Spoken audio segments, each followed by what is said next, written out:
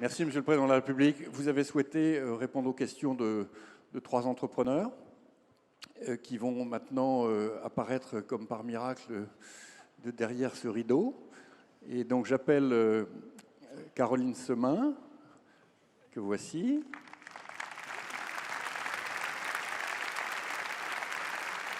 Erwan Kouatanea et Laure Catoire. Nous avons là 3 entrepreneurs de la French Fab, c'est-à-dire des entrepreneurs des territoires dans l'industrie, pas vraiment de la French Tech telle qu'on a pu la concevoir depuis quelques années. Vous allez vous présenter, hein, et qui sont donc l'incarnation de, au fond, la vie quotidienne de BPI France quand elle s'intéresse à l'industrie, dans des entreprises familiales, dans les territoires. Année, je le dis au Président de la République en passant, qui a été extraordinairement riche pour tout le monde, puisqu'en 2019, nous avons été dans 60 villes à la rencontre des entrepreneurs de l'industrie, des territoires, pas seulement les grands groupes, les PME familiales et les entreprises de taille intermédiaire familiales des territoires, ce qui nous a permis de rencontrer au total à peu près 1 million de Français, pour faire l'attractivité de l'industrie française et publier, au fond, le discours de confiance en soi sur la renaissance de notre industrie, bien incarné par ces 3 entrepreneurs, qui vont maintenant, Monsieur le Président, vous poser quelques questions. Bonjour, Monsieur le Président. Semin est un groupe industriel français, familial, spécialisé dans les matériaux de construction. Notre cœur de métier est l'enduit pour les joints de plaques de plâtre. Nous avons 5 sites industriels en France, 4 à l'étranger, dont une usine en Russie, et comptons 300 collaborateurs dans l'Hexagone et 600 avec les filiales à l'international. Notre objectif, faciliter le travail au quotidien des professionnels du bâtiment en développant des solutions techniques innovantes, leur apportant un confort de pose et surtout un gain de temps sur les chantiers. La force de Semin face à nos confrères, gros groupes industriels, Placoplâtre, Etex, Knauf, et je pense la flexibilité, la réactivité et la proximité de nos équipes avec les clients. Je suis fière d'en être la 6e génération et notre ADN a toujours été l'innovation et le développement à l'international. Aujourd'hui, nous faisons trop facilement un raccourci court, innovation égale start-up. Alors qu'il suffit de regarder des secteurs plus traditionnels, comme le BTP, qui ne cessent d'aller de l'avant et d'innover.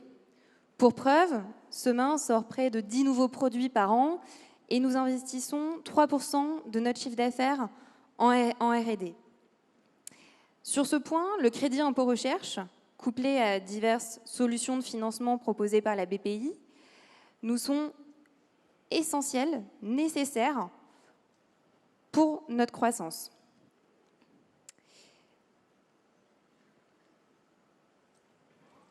Comme je l'ai dit un peu plus tôt, innovation et développement international chez Semin vont de pair. La réactivité et la performance de nos équipes R&D permettent la création de produits adaptés en fonction des zones géographiques ciblées. Ce fut le cas récemment, par exemple, pour l'Amérique du Sud, où nous avons su innover et proposer un produit répondant aux contraintes climatiques locales, à savoir l'humidité. Et dans cette continuité, nous sommes sur le point de finaliser une joint venture en Argentine avec un partenaire industriel local. L'international représente 40% de notre chiffre d'affaires, avec une présence dans plus de 50 pays. Et ce fut possible grâce à des outils comme l'assurance prospection ou encore l'accompagnement de Business France, qui nous ont été efficaces dans cette croissance. Mais les ressources humaines et financières engagées sont telles que des mesures d'accompagnement complémentaires nous seraient réellement utiles pour pouvoir continuer la conquête de nouveaux territoires et atteindre notre objectif qui est de dépasser 60% de chiffre d'affaires à l'international, contre 40% aujourd'hui. Monsieur le Président, lors de votre dernière intervention à Vivatech, un mot m'a particulièrement marqué. Le scale-up. Nous sommes aujourd'hui une petite ETI qui avons l'ambition de devenir un leader international. Mais nous sommes confrontés à un problème de taille. Nous sommes trop grands pour pouvoir bénéficier du soutien et des aides accordées aux startups et PME, et trop petits pour pouvoir activer les leviers puissants dont bénéficient les multinationales. Et lorsque nous regardons nos voisins européens, je pense en particulier à l'Allemagne, au Royaume-Uni ou encore à l'Italie, comment ils favorisent leur écosystème d'ETI, nous constatons que la France accuse un retard certain. Ma question pour vous, Monsieur le Président, quelles sont selon vous les raisons de ce retard et qu'est-ce que vous pouvez concrètement mettre à notre disposition en tant qu'ETI pour qu'on puisse continuer à grandir et à devenir des leaders internationaux, créateurs d'emplois et de valeurs. Merci. Merci beaucoup. Sur le plan y compris international et meilleur pour notre économie. Et puis enfin, il y avait votre question, la première, qui était de savoir comment on pouvait vous aider à aller plus vite, plus fort, à croître. Alors vous l'avez parfaitement dit en reprenant cet anglicisme scale-up, qui est pour nous le défi, c'est de continuer à créer des entreprises. Il y en a énormément sur le terrain. On a beaucoup d'auto-entrepreneurs, de start-up, de nouveaux entrepreneurs. Mais le défi le plus vital encore, c'est que ceux-ci réussissent, c'est-à-dire croient de plus en plus et embauchent. Et donc on a besoin de manière vitale de nos PME, de nos ETI, pour qu'ils deviennent les futurs grands groupes. Moi, je n'ai jamais opposé toutes ces catégories. J'ai souvent dit, la France a une chance immense qui est son CAC 40. Si on regarde notre produit intérieur brut, nous n'aurions pas le CAC 40, on aurait le PIB de l'Espagne. Donc c'est une vraie force. Mais le CAC 40, si je puis dire, est en moyenne âgé. Ça montre qu'il est résistant, mais il n'est pas fait, sauf quelques exceptions, ce n'est pas les entrepreneurs des 20 dernières années. Et ça, c'est une vraie différence par rapport, je ne parle pas des gens qui dirigent, je voulais rassurer Frédéric, je parle de la moyenne d'âge des entreprises elles-mêmes. Ce qui est une réalité, c'est un peu plus de 100 ans, la moyenne d'âge des entreprises du CAC. Si on va aux États-Unis, c'est 4 fois moins. Et donc, on a besoin que nos PME deviennent des ETI, que les ETI deviennent des grands groupes. Et donc, la clé, c'est accélération-croissance, quel que soit le secteur, quel que soit le niveau de taille. Alors, comment on répond à ça? C'est déjà les éléments que je viens de dire, tout ça est un écosystème. C'est nous en mettant les bons éléments, accélérateur BPI et tout ce qu'on fait sur l'innovation. C'est en simplifiant les choses, que je disais tout à l'heure dans mon propos introductif. Et puis on va, par rapport à tout ça, il y avait quelques points que je voulais ajouter. Je pense qu'il faut donner de la visibilité. C'est ce qu'on veut faire sur le crédit impôt recherche jusqu'à la fin du quinquennat, ne pas le bouger, dire on vous donne de la visibilité pour que vous puissiez continuer à investir, aller de plus en plus vite, plus fort. C'est de vous apporter, ce sera dans le pacte productif, des solutions de financement et peut-être aussi fiscales pour investir sur l'innovation plus vite et plus fort et dans les secteurs de vraie rupture, parce que c'est là où vous avez besoin d'accélérer pour croître, vous l'avez très bien dit. Et c'est vous faciliter la vie à l'export, vous l'avez aussi parfaitement dit, et c'est le point sur lequel vous avez insisté. Sur ce point, je voulais vous annoncer quelque chose qu'on va faire et qu'on va lancer à partir du mois prochain.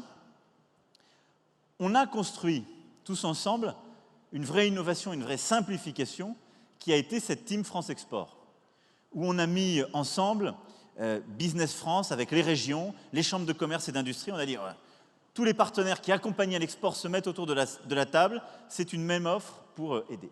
L'accélérateur d'ailleurs BPI ayant beaucoup travaillé avec cette équipe pour permettre de pousser. On va maintenant dans tous nos dispositifs d'accompagnement à l'export, en particulier dans tous les voyages qui sont faits. Président, gouvernement, grands représentants, prendre à chaque fois une trentaine de représentants du groupe PME en forte croissance ETI, pour qu'elles puissent être poussées en avant, comme on le fait depuis des décennies avec les grands groupes, qu'on va continuer à accompagner sur les sujets les plus clés, mais la vérité, c'est que les grands groupes, ils ont presque plus besoin de nous. Mais sur le segment PME en forte croissance ETI, on va maintenant totalement focaliser notre effort diplomatique et emmener ce secteur sur à la fois les grandes foires avec nous, sur la reconnaissance officielle, sur l'acquisition de nouveaux marchés, pour accrocher ça au dispositif et à la simplification qu'on a pu faire.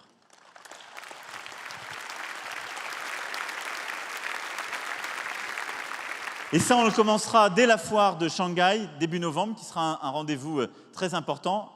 C'est moi qui irai. Et donc, j'aurai 30 chefs d'entreprise avec moi, 30 entrepreneuses et entrepreneurs, pour les amener sur le marché chinois. On a commencé à le faire, par exemple, dans le secteur agroalimentaire, la filière viande, pour être très concret, qui en a besoin. Et je prends tous les candidats qui ont des prospects chinois. Voilà, j'en vois une là.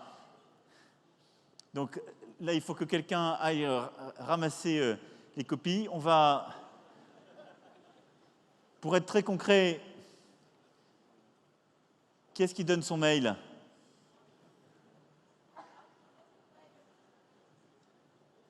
Jean Gabory, c'est jean.gabory, G-A-B-O-R-I-T, @elysée.fr.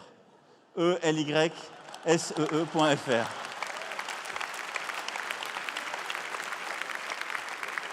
Ça marche que comme ça d'expérience, sinon, pour les premières étapes, on va le faire comme ça, après on va industrialiser le processus. Mais je fais comme vous. Voilà, je ne vais pas être plus long et je vais devoir filer, mais pour les solutions, c'est ça, c'est à chaque fois très concret. Il y a plein de choses qu'on va continuer à faire ensemble et qu'on doit faire ensemble pour s'améliorer. Que ce soit pour aider à produire, aider à embaucher, aider à s'inscrire sur les territoires, aller plus vite, aller à l'international. Mais avant de filer, il y a une dernière chose que je voulais partager avec vous. Une dernière chose. N'ayez jamais peur et ne renoncez jamais. S'il vous plaît.